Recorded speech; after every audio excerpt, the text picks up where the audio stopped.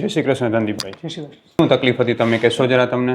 Sir છેલ્લા 7-8 વર્ષથી અતિશય ગેસ, એસિડિટી, હાર્ટબર્ન, ગભરામણ થતું, ડર લાગતો એક પ્રકારનું, બહાર ન નીકળી શકતો, એવી બધી તકલીફો હતી.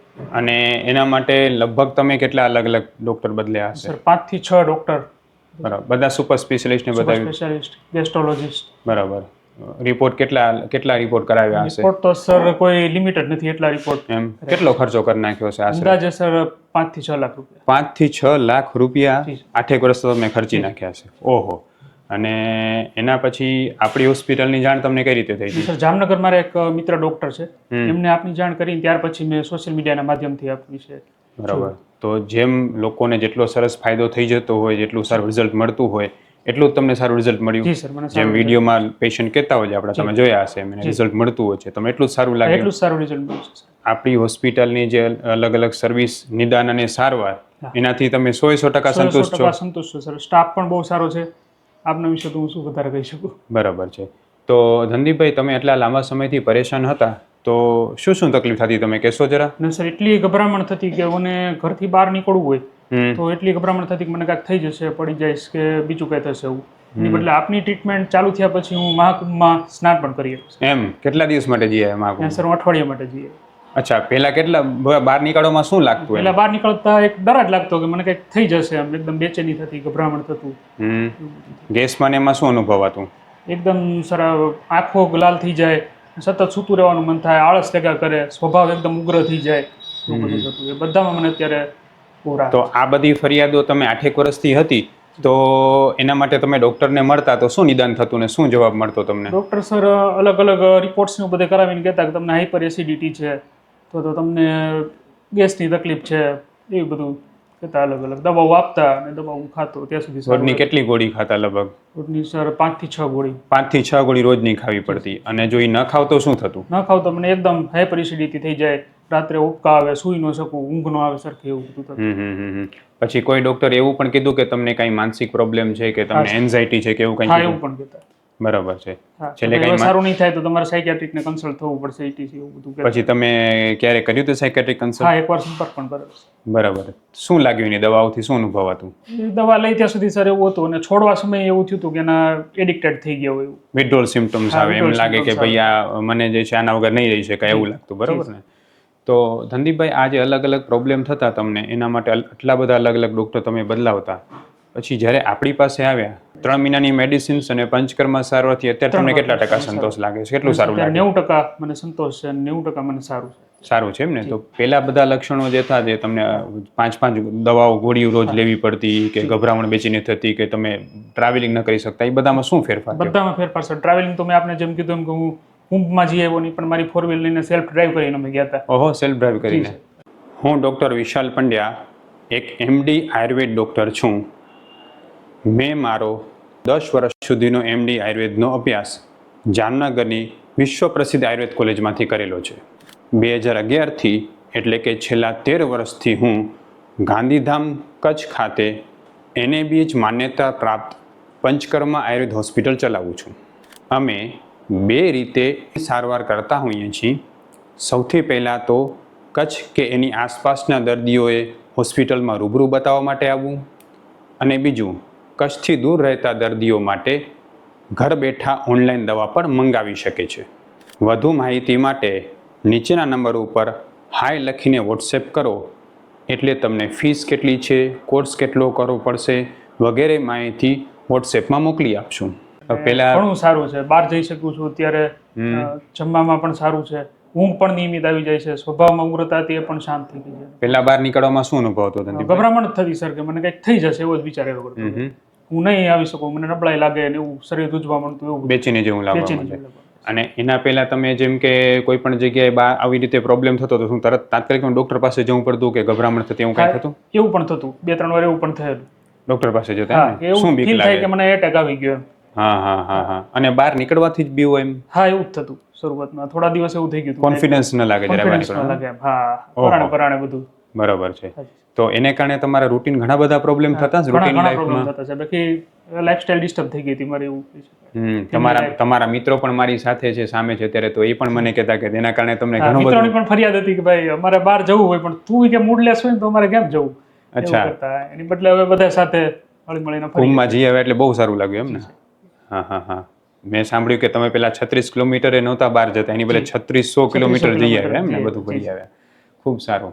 અને જ્યારે તમે આ પ્રોબ્લેમનો ફેસ કરતા ને આટલી બધી અલગ અલગ દવાઓ કરતા, તો ડૉક્ટર પાસે જ્યારે તમે જતા હો ત્યારે તમને શું વિચાર આવતો? એમ તમને શું મનમાં કંઈક થતું હશે ને, કારણ કે દર વખતે ડૉક્ટર બદલવા, ખર્ચાઓ કરવા, છતાં રિઝલ્ટ ન મળતું હોય, દવાઓ ખાવી. જી સર. તો એવું થતું મને શું કઈ ક્રોનિક તકલીફ હશે એમ, એવું કે કેમ મને સારું જ નથી થતું એમ એવું. મને જ કેમ સારું નથી થતું? હા જી. બરાબર. અને જ્યારે તમે આપણે આયુર્વેદમાં આવ્યા તો તમે જોયું કે તમે લગભગ જે છે એ 8 વર્ષથી પરેશાન છો, જી, બરાબર? જી. ગેસની તકલીફ, ઊંધા હા. ગેસ ને હા. સ્ટ્રેસ ને એનાથી, બરાબર? અને તમે લગભગ 4-5 ડૉક્ટરો બદલાવ્યા હશે, લાખોનો ખર્ચો કરી નાખ્યો, બરાબર છે? અને કેટલી દવાઓ, રોજની 4-5 ગોળીઓ ખાતા. જી. એ બધામાં જેટલી દવા લાગુ ન પડી એટલી દવા અને પંચકર્મ આપણે 3 મહિનામાં લાગુ પડી 3 ગયું. મહિનામાં લાગુ પડ્યું છે. બરાબર છે. તમને એમ લાગે ને કે આયુર્વેદે ખરેખર જે છે એ જાદુ કર્યો તમારા જી માટે? જી જી સર. બરાબર છે. અને આ બધી સારવાર જે છે તમે જ્યારે અલગ અલગ સમયે કરાવતા, આપણી ટ્રીટમેન્ટ તમે પંચકર્મ માટે આવતા, ક્યાંથી આવો છો તમે? હું અમરેલીથી સર. અમરેલીથી આવો છો. તો અમરેલીથી 400-450 કિલોમીટર દૂર તમે અહીંયા આવતા અને પંચકર્મ કરાવીને જતા, તો કાંઈ કેવું લાગતું તમને? નહીં, ક્યારેક એવી કોઈ તકલીફ મને નથી થઈ પંચકર્મ કર્યા પછી કે ભાઈ. અને અચાનક weakness દર આવી વખતે ગઈ. સુધારો આવતો ગયો? હા, દર વખતે સુધારો. બરાબર છે. એટલે હું ધનદીપભાઈના માધ્યમથી લોકોને એ કહેવા માગું છું કે બહાર નીકળવામાં ગભરાટ થવી, વિચારવાયુ જેવો અનુભવ થવો, સ્ટ્રેસ રહેવું, ગમગીન રહેવું, વિચાર જેવું લાગવું, આ બધા જ લક્ષણો કોઈ માનસિક રોગના પણ હોઈ શકે અને ઊંધા ગેસના પણ હોઈ શકે. તમારે ખરેખર એ જોવાની જરૂર છે કે મને ઊંધો ગેસની સાથે આ પ્રોબ્લેમ થતા હોય તો તમારે પહેલાં એની ટ્રીટમેન્ટ કરવી ખાસ જરૂરી છે. ધનદીપભાઈને જે મારે નિદાન કર્યું ત્યારે મને સ્પષ્ટ ખબર પડી કે એમને જે છે પાચન શક્તિ લાંબા સમયથી ને બગડી છે, એને કારણે એમને ઊંધો ગેસ ચડે છે, એસિડિટી થાય છે અને એને કારણે ગભરાટ ઉત્પન્ન થાય છે. આપણે એમની પાચન શક્તિ સુધારી, પેટને વ્યવસ્થિત કર્યું અને ગભરાટ ઓછી કરવા માટેની જે છે ઓવરઓલ આયુર્વેદની જ બધી આયુર્વેદની ઊંધા ગેસની દવાઓ કરી અને આજે ધનદીપભાઈ આપણી સામે છે. નહીંતર બની શકે કે કેટલાય બધા સાયકેટ્રિકને મળ્યા હોય ને કેટલી બધી માનસિક દવાઓ પણ લેવી પડી હોય, એની બદલે અત્યારે જે 4-5 ગોળીઓ તમે વિલાયતી ખાતા એ હવે સાવ બંધ થઈ ગઈ. બંધ થઈ ગયું સર, સાવ બંધ. અત્યારે આપણી દવા છે, બીજી કોઈ દવા બીજી નહીં કોઈ ને? દવા ને આપણી દવા ધીમે ધીમે આપણે ઓછી કરી છે, તો કોઈ પ્રોબ્લેમ થાય છે તમને? નહીં, પ્રોબ્લેમ પાચનનો સુધારો પહેલાં કરતાં ઘણો અનુભવ આવે તમને? જી. ખૂબ સરસ. અને મારી સૌને નમ્ર વિનંતી, ધનદીપભાઈના માધ્યમથી હું 3 વસ્તુ તમને જણાવવા માંગીશ. સૌથી પહેલી વસ્તુ કે તમને એવો ઊંધો ગેસ કે વિચારવાયુ જેવી અસર થતી હોય તો એવું ન વિચારો કે તમને સાયકેટ્રિક પ્રોબ્લેમ છે, તમે એવું વિચારો કે તમને ગેસ હોઈ શકે છે. આ સૌથી પહેલી વાત. બીજી અગત્યની વાત કે તમે કોઈપણ જગ્યાએ આયુર્વેદ કે પંચકર્મ સારવાર કરાવો છો ત્યારે 3 વસ્તુ ખાસ જુઓ. પહેલી વસ્તુ તો એ જુઓ કે ડૉક્ટર પાસે BMS કે MDની ડિગ્રી છે કે નહીં. બીજું એ જુઓ કે તમારા જે રોગ મટેલા હોય એવો એની પાસે અનુભવ, વિડીયો કે રિવ્યૂઝ હોવા જોઈએ, જેથી એનો અનુભવ છે કે નહીં આ રોગમાં એ આપણે ખબર પડે. અને ત્રીજા નંબરે તમને થાક ન લાગે અને ઝડપથી સ્ફૂર્તિ આપે એવી પંચકર્મ સારવાર ત્યાં થતી હોવી જોઈએ. તમારે ખાસ એમને પૂછવાનું કે સાહેબ તમારી પાસે પંચકર્મ કરાવ્યા પછી મને થાક નબળાઈ તો નહીં લાગે ને? અને મારો રોગ કેટલો ઝડપથી દૂર થશે, મને કેટલી ઝડપથી સ્ફૂર્તિ લાગશે? આપણે અહીંયા જે પંચકર્મ સારવાર કરાવી છીએ ચરક સંહિતા પ્રમાણે હોવાને કારણે દર વખતે શરીરમાં સ્ફૂર્તિનો વધારો થતો જાય છે અને શરીર સુધરતું જાય છે, જે ધનદીપભાઈનો અનુભવ છે. ધનદીપભાઈ, દર વખતે સુધારો થતો હતો પંચકર્મથી. અને આપણી સારવાર કોઈને નબળાઈ નથી આપતી ને દરેક વ્યક્તિ કોઈ પણ સમયે અહીંયા આવીને આરામથી સારવાર કરાવી શકે છે. બીજી અગત્યની વાત કે ધનદીપભાઈ, તમારી કેસ પેપર મારી સામે છે અને તમને આમ બીજી બધી દવાઓ ગરમ પડતી એવું થતું, બરાબર છે? તો તમને દવા ગરમ પડતી તો શું થતું બીજી ક્યાંય દવા લેતા? હાઈપર એસિડિટી થઈ જાય. એસિડિટી. આપણી દવા ક્યારે ગરમ હલકાવા પડી? મળે, ગળે એવું થવા મળે. આપણી દવા ક્યારે ગરમ પડી? દવા ક્યારે ગરમ? એટલે એ પણ હું તમને કહેવા માંગુ છું કે ઘણા બધા લોકો એવું માનતા હોય કે આયુર્વેદ દવા જે છે એ ગરમ છે, પણ એવું જરાય નથી. આયુર્વેદ દવા પોતાની પ્રકૃતિ પ્રમાણે કરવામાં આવે તો એ ગરમ પડતી હોતી નથી. એટલે જે કોઈ પણ વ્યક્તિને આયુર્વેદ સારવાર ગરમ પડતી હોય એ પછી તમે પોતે કોઈ હોસ્પિટલમાંથી લેતા હો, કોઈ ડૉક્ટર પાસે લેતા હો, તમે હાથે કોઈ દવા લેતા હો કે ઓનલાઈન મંગાવતા હો, પણ જો તમને એ દવા ગરમ પડે છે તો તાત્કાલિક એ દવા બંધ કરો. એનાથી મોટું નુકસાન થઈ શકે છે. કારણ કે આયુર્વેદ સારવાર ગરમ નથી. તમારી પ્રકૃતિ પ્રમાણે જો કરવામાં આવે તો ગરમ પડતી નથી. એટલે જો તમને આયુર્વેદ દવા ગરમ પડતી હોય એવું તમે માનતા હો તો અમારો સંપર્ક કરી શકો છો. અમારી આયુર્વેદ સારવાર કોઈને ગરમ પડતી નથી અને અમે ઓનલાઈન અને ઓફલાઈન બંને રીતે દવા કરતા હોઈએ છીએ. ધનદીપભાઈ, તમે જ્યારે અહીંયા આવ્યા હતા આવડા બધા કિલોમીટર દૂરથી, બરાબર, ઘણી બધી અપેક્ષાઓ લઈને આવ્યા હશો એમ, જી. તો તમારા મનમાં શું લાગતું હતું એમ દર વખતે આવતા ને ટ્રીટમેન્ટ કરાવતા તો શું અનુભવ થતો તમને? પહેલી વખતે તો સર એટલો બધો ભરોસો નહોતો કે આટલા સમયથી હેરાન થાઉં છું તો મને એટલો ઝડપી ફાયદો થશે એમ. હા, પણ આજે એવું કહી શકો કે મને ઘણો બધો ફાયદો 90% મને ફાયદો થશે. હવે તમને એવું લાગે કે ખરેખર તમને કોઈ માનસિક તકલીફ હતી કે એવું લાગે છે? ના. બરાબર છે. તમારા મિત્રો પણ બહુ ખુશ હતા ને એ પહેલા એ પણ મને પૂછતા હતા કે સાહેબ આને કોઈ માનસિક તકલીફ તો નથી ને? પણ હકીકતમાં હું ખરેખર જણાવું છું, આટલા યુવાન વ્યક્તિને કોઈ માનસિક તકલીફ થવી શક્યતા જ નથી. ખરેખર આ ઊંધો ગેસ છે અને ઊંધા ગેસમાં સ્પષ્ટ આયુર્વેદમાં લખ્યું છે મનોવિકારાન, એટલે માનસિક વિકારો હોય એવી અનુભૂતિ થાય લોકોને, ભય લાગે, બીક લાગે. એટલે ખાસ આ વસ્તુને યાદ રાખો અને આ વિડીયો વધુને વધુ લોકો સુધી શેર કરો જેથી આવા વ્યક્તિઓને આપણે બચાવી શકીએ કે જે લોકો આવી અટળામણમાં આવી જાય કે મને માનસિક રોગ થઈ ગયો છે.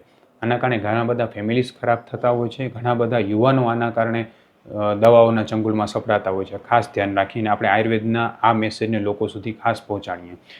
ધનદીપભાઈ, તમારા રોગ વિશે તમે લોકોને શું કહેવા માગશો કે જે તમે અહીંયા અનુભવ કર્યો આયુર્વેદનો એના વિશે? સર, લોકોને એટલું જ કહેવા માંગીશ કે તમે આયુર્વેદ ઉપર ટ્રસ્ટ રાખો. એવું લાગે તો અહીંયા આવો સાહેબ પાસે, સાહેબ ઉપર વિશ્વાસ રાખો અને વિશ્વાસથી સારવાર કરાવો. 100% તમને સુધારો દેખાશે. વિશ્વાસનો વાત એ છે કે આપણે ઋષિમુનિઓની આ પદ્ધતિ ઉપર જેટલો વધારે વિશ્વાસ મૂકશું એમ આપણે ઝડપથી બહાર આવશું. શક્ય છે કે રોગો જ લાંબા સમયથી હોય તો કોઈ પણ ડૉક્ટર કંઈ તમને 2-3 દિવસમાં કે 2-5 અઠવાડિયામાં મદદ ન કરી શકે, પણ જેટલું બને એટલું દરેક આયુર્વેદ ડૉક્ટરની એવી જ ઓલી હોય છે કે તમને બહુ ઝડપથી રિઝલ્ટ મળે એમ. તમે ભલે ગમે એટલા જૂના રોગથી પરેશાન હો.